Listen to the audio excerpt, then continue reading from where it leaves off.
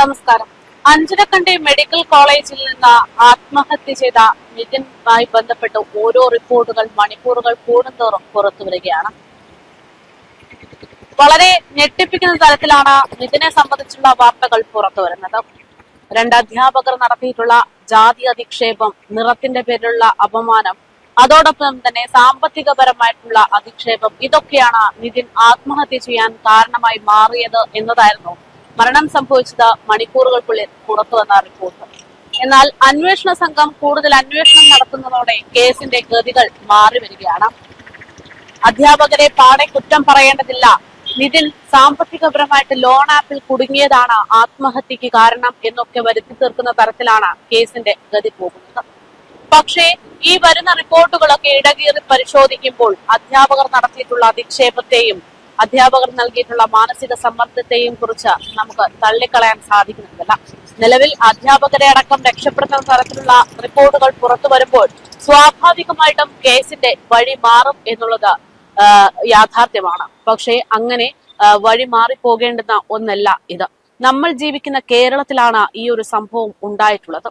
അതായത് കുറച്ച് വർഷങ്ങൾക്ക് മുമ്പ് സിദ്ധാർത്ഥൻ എന്ന് പറയുന്ന ഒരു വിദ്യാർത്ഥി ഇതേ രീതിയിൽ തന്നെ തന്റെ അച്ഛന്റെയും അമ്മയുടെയും ജീവിതം സന്തോഷകരമാക്കണമെന്ന് പറഞ്ഞുകൊണ്ട് ഒരു പറ്റം സ്വപ്നങ്ങളുമായിട്ട് ഒരു വിദ്യാലയത്തിലേക്ക് എത്തുമ്പോൾ അവിടെ നിന്ന് സീനിയേഴ്സിന്റെ റാഗിങ്ങിന്റെ ഭാഗമായിട്ട് ജീവൻ നഷ്ടപ്പെട്ട വിദ്യാർത്ഥിയാണ് സിദ്ധാർത്ഥൻ. അന്ന് ആ സിദ്ധാർത്ഥന് വേണ്ടി ഈ നാടൊന്നടങ്കം കരഞ്ഞതാണ്. സിദ്ധാർത്ഥനെ ആക്രമിച്ച വിദ്യാർത്ഥികളെ അടക്കം സംരക്ഷിക്കുന്ന തരത്തിലുള്ള നടപടികളും അന്നുണ്ടായി. ആ നടപടി ഇനി ഉണ്ടാകരുതെന്ന് പറഞ്ഞുകൊണ്ട് ഏക മകനായ മകൻ സിദ്ധാർത്ഥൻ മരണപ്പെട്ടിട്ടും ആ അച്ഛനും അമ്മയും നിയമ പോരാട്ടം നടത്തി. ആ നിയമ പോരാട്ടം നടത്തുമ്പോൾ അവർ ആവശ്യപ്പെട്ടത് ഒരൊറ്റ കാര്യമാണ്: തന്റെ മകന്റെ ജീവൻ നഷ്ടമായതുപോലെ ഇനി ഈ കേരളത്തിൽ എനിക്ക് ചുറ്റിൽ ഇത്തരത്തിലൊരു സംഭവം ഉണ്ടാകാനേ പാടില്ല എന്ന്. പക്ഷേ അന്ന് ആ അച്ഛനും അമ്മയും എന്താണോ ഭയന്നത്, എന്താണോ ആവശ്യപ്പെട്ടത്, അത് തന്നെയാണ് ഇന്ന് ഇപ്പുറത്ത് നമ്മൾ എത്തി നിൽക്കുന്ന കേരളത്തിൽ 2026 സംഭവിച്ചിരിക്കുന്നത്. കണ്ണൂർ അഞ്ചരക്കണ്ടി ഡെന്റൽ കോളേജിൽ 1ാം വർഷ വിദ്യാർത്ഥിയായിരുന്ന നിതിൻ എന്ന് പറയുന്ന വിദ്യാർത്ഥിയെ അധ്യാപകർ മോശമായിട്ട് കാണിച്ചതിന്റെ പേരിൽ, അപമാനിച്ചതിന്റെ പേരിൽ, പരിഹസിച്ചതിന്റെ പേരിൽ ജീവൻ നഷ്ടപ്പെടുന്ന സാഹചര്യത്തിലേക്ക് എത്തിച്ചിരിക്കുന്നു. ഒരുപാട് ദുരൂഹതകളാണ് സംഭവവുമായി ബന്ധപ്പെട്ട നിലവിലുള്ളത്. നിതിൻ ആത്മഹത്യ ചെയ്തതാണ് എന്നുള്ളത് അധ്യാപകരും കോളേജ് അധികൃതരും വിശ്വസിക്കുന്നു എന്ന് പറയുമ്പോൾ അവിടെ ചില സംശയങ്ങൾ നിൽക്കുകയാണ്. അതായത് തലേ ദിവസം താൻ വിഷു ആഘോഷവുമായി ബന്ധപ്പെട്ട് 4 ദിവസത്തെ അവധിക്ക് വീട്ടിലേക്ക് വരുമെന്ന് പറഞ്ഞാണ് നിതിൻ ഫോൺ വെക്കുന്നത്. എന്ത് പ്രശ്നങ്ങൾ ഉണ്ടെങ്കിലും തങ്ങളുടെ സഹോദരിമാരോട് കൃത്യമായിട്ട് ഈ വിവരങ്ങൾ വിളിച്ചു പറയാനുള്ള ഒരാളാണ് നിതിൻ. അച്ഛനോടും അമ്മയോടും ഇത്തരത്തിലൊരു മാനസിക ബുദ്ധിമുട്ടുണ്ടായി എന്നത് ആ കുട്ടി പറഞ്ഞില്ല എന്നത് നമുക്ക് വിശ്വസിക്കാം. ചില കുട്ടികൾ അങ്ങനെയാണ്, എല്ലാ കാര്യങ്ങളും മാതാപിതാക്കളോട് പറയണമെന്നില്ല. പക്ഷെ സഹോദരങ്ങളോട്, പ്രത്യേകിച്ച് ഈ 10-23 വയസ്സുള്ള ആൾ തീർച്ചയായിട്ടും അത് പറയും എന്നുള്ളതാണ് യാഥാർത്ഥ്യം. നിതിന്റെ കാര്യത്തിലും അതിൽ ഒരു പ്രത്യേകതയുണ്ട്. നിതിൻ 2 സഹോദരിമാരെയും കോൺഫറൻസ് കോളിൽ ഇട്ടിട്ടാണ് തന്റെ വിശേഷങ്ങളും സങ്കടങ്ങളും എപ്പോഴും പങ്കുവെക്കാറുള്ളത്. പക്ഷെ ഈ കാര്യം മാത്രം നിതിൻ പങ്കുവെച്ചിട്ടില്ല എന്നുള്ളതാണ്. എന്തായാലും താൻ വീട്ടിലേക്ക് വരുന്നുണ്ട് എന്ന് പറഞ്ഞുകൊണ്ടാണ് നിതിൻ അവസാനമായിട്ട് വീട്ടിലേക്ക് കോൾ ചെയ്യുന്നത്.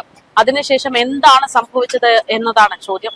കഴിഞ്ഞ ദിവസം മാധ്യമങ്ങൾക്ക് മുമ്പിൽ പൊട്ടിക്കരഞ്ഞുകൊണ്ട് നിതിന്റെ സഹോദരി പറഞ്ഞ ഒരു കാര്യമുണ്ട്: കോളേജ് ഹോസ്റ്റലിൽ കിടന്നുറങ്ങിയ നിതിനെ എങ്ങനെയാണ് അങ്ങ് മെഡിക്കൽ കോളേജ് കെട്ടിടത്തിലെത്തി അവിടെ നിന്ന് ആത്മഹത്യ ചെയ്യുന്നത് എന്ന് വലിയ സംശയങ്ങളാണ് അവർ ചൂണ്ടിക്കാണിക്കുന്നത്. ഇതിനെ ആരോ ഭീഷണിപ്പെടുത്തിയിട്ടുണ്ട്, അവിടേക്ക് എത്തിച്ചത് അല്ലെങ്കിൽ അവിടേക്ക് ഓടിച്ചു കയറ്റിയത് ആരോ ആണ്, ഒരു കൊലപാതകി നിതിന് പിറകിൽ ഉണ്ട് എന്ന് തന്നെ വിശ്വസിക്കുകയാണ് ആ കുടുംബം. അങ്ങനെയാണെങ്കിൽ അന്വേഷണങ്ങൾ എത്തുമ്പോൾ സ്വാഭാവികമായിട്ടും നിതിനോട് ദേഷ്യമുള്ള ആളുകൾ ആര് എന്നുള്ള ഒരു ചോദ്യത്തിലേക്ക് എത്തും. അവിടെയാണ് അധ്യാപകനായ റാമിന്റെ റോൾ വരുന്നത്. നിതിനോട് വളരെ മോശമായിട്ട് പെരുമാറുന്ന, വളരെ ഈ പറയുന്നത് പോലെ പകയുള്ള രീതിയിൽ പെരുമാറുന്ന ഒരേ ഒരു അധ്യാപകനാണ് റാം. ഇന്നിപ്പോൾ നമ്മൾ പ്രധാനമായിട്ടും കേൾക്കുന്ന 2 പേരുകളുണ്ട്: റാം, സംഗീത എന്നീ 2 പേരുകൾ. ഈ രണ്ടാമത്തെ പേര് സംഗീതയുടെ സാഹചര്യം മുതലെടുത്തുകൊണ്ടാണ് റാം കളിച്ചത് എന്ന് വേണമെങ്കിൽ പറയേണ്ടി വരും. ജാതി പറയായിരുന്നു റാമിന്റെ പ്രധാനപ്പെട്ട ഒരു പ്രശ്നം എന്നുള്ളതാണ്. നിതിനെ മാത്രമല്ല ആ കോളേജിലെ എല്ലാ വിദ്യാർത്ഥികളെയും സമാന രീതിയിലാണ് റാം കൈകാര്യം ചെയ്തിരുന്നത് എന്നുള്ളതാണ് ഇപ്പോൾ പുറത്തുവരുന്ന റിപ്പോർട്ട്. ഈ സാഹചര്യത്തിലാണ് ഇതിനെ അപമാനിക്കാൻ ഉതകുന്ന തരത്തിലൊരു പ്രശ്നം റാമിന് മുന്നിലേക്ക് വീണ് കിട്ടുന്നത്. അതായത് ലോൺ ആപ്പ് വഴി നിതിൻ എടുത്തിട്ടുള്ള ലോൺ അത് മുടങ്ങിയതിനു ശേഷം സ്വാഭാവികമായിട്ടും ആ പണം തിരികെ ലഭിക്കാൻ വേണ്ടി ലോൺ ആപ്പ് ചെയ്തിട്ടുള്ള ഒരു രീതി അതാണ് റാമിന് മുന്നിലേക്ക് ഒരു കച്ചിത്തുരുമ്പായി മാറിയതെന്നുള്ളതാണ്. ഈ പറയുന്നത് പോലെ നിതിന്റെ ലോൺ ആപ്പിന്റെ ഭാഗമായിട്ട് സംഗീത എന്ന് പറയുന്ന അധ്യാപകയെ ലോൺ ആപ്പ് കോണ്ടാക്ട് ചെയ്തിരുന്നു. അതിന്റെ ഭാഗമായിട്ട് ഒരു പരാതി നൽകുകയും ചെയ്തു. അതുകൂടെ മുതലെടുത്തുകൊണ്ട് സാമ്പത്തികപരമായിട്ട് വളരെ മോശമായിട്ടുള്ള രീതിയിൽ റാം അവസരം കിട്ടുമ്പോഴൊക്കെ നിതിനെ അപമാനിച്ചു എന്നുള്ളതാണ് ഏറ്റവും വലിയ യാഥാർത്ഥ്യം. ജാതിപരമായിട്ടുള്ള അധിക്ഷേപം, നിറത്തിന്റെ പേരിലുള്ള അധിക്ഷേപം, എന്തിനേറെ പറയുന്നു ബോഡി ഷേമിംഗ് അടക്കം ക്ലാസുകളിൽ നിരന്തരമായിട്ടുണ്ടായിരുന്നു എന്നുള്ളതാണ് ഇപ്പോൾ പുറത്തു വരുന്ന റിപ്പോർട്ട്. ഇതിന്റെ സഹപാഠികൾ ഇപ്പോൾ ഭയന്നിട്ടാണെങ്കിലും മുന്നോട്ട് ഒരു ജീവിതമുണ്ട്, തങ്ങൾക്കിനി ഇവിടെ തുടർന്ന് പഠിക്കണം എന്നുള്ള സാഹചര്യമാണെങ്കിൽ പോലും ആ തന്റെ ഉറ്റ സുഹൃത്തിന്റെ വേർപാടിൽ വേദന കൊണ്ട് അവർ പ്രതികരിച്ചു തുടങ്ങുകയാണ്.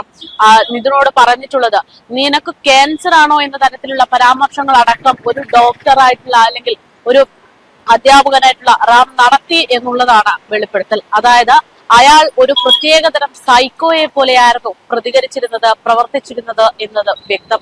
എന്തായാലും ഈ കാര്യത്തിൽ നിതിന്റെ മരണത്തിന് നേരിട്ടോ അല്ലാതെയോ റാം എന്ന് പറയുന്ന ആ അധ്യാപകൻ കാരണക്കാരനായി എന്ന് തന്നെയാണ് ഇപ്പോൾ വ്യക്തമായിക്കൊണ്ടിരിക്കുന്നത്. ജാതി എന്ന് പറയുന്നത് ഇപ്പോൾ അങ്ങനെ ഒരു വിഷയമേ നമ്മുടെ നാട്ടിലില്ല എന്ന് പറയുന്ന കാലത്താണ് 2026 സമാന രീതിയിലുള്ള സംഭവങ്ങൾ റിപ്പോർട്ട് ചെയ്യപ്പെടുന്നത് എന്നുള്ളത് വളരെ വലിയ അപലപനീയമായിട്ടുള്ള കാര്യം തന്നെയാണ്. ഇപ്പോൾ നമ്മൾ നിതിന്റെ വീട്ടിലെത്തി ചെല്ലുമ്പോൾ അവിടുത്തെ സാഹചര്യം വളരെ ദയനീയം തന്നെ. ആ അമ്മ ഇന്നിപ്പോൾ 4ാമത്തെ ദിവസത്തിലേക്ക് കടക്കുമ്പോഴടക്കം നെഞ്ചു പൊട്ടി കരയുകയാണ്.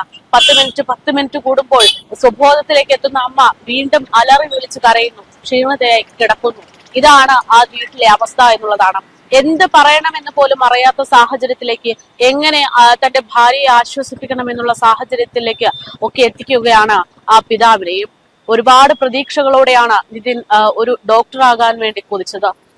ഈ പറയുന്നത് പോലെ വീട്ടുജോലിക്കാരിയായിരുന്ന അമ്മ രാവിലെ മുതൽ വൈകുന്നേരം വരെ വെയിൽ കൊണ്ട് വളരെ കഷ്ടപ്പെട്ട ജോലി ചെയ്തിരുന്ന ഒരു അച്ഛൻ, അതായിരുന്നു നിതിന്റെ കുടുംബം.